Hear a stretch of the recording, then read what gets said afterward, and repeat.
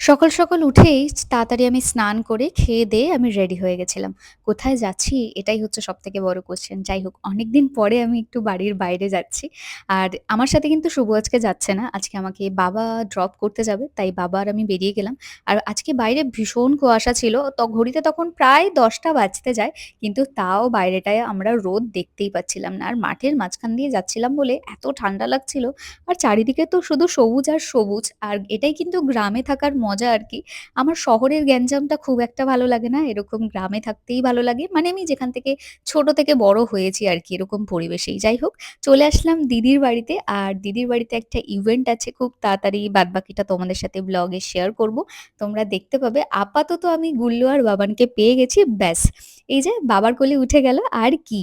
আর এসেই আমাকে জিজ্ঞাসা করছে আমার জন্য কি এনেছো? এই যে চকলেটটা আমি ওকে দিয়ে দিলাম। বাকিগুলো কিন্তু নেক্সট পার্টে আসছে। ততক্ষণের বাই। জন্য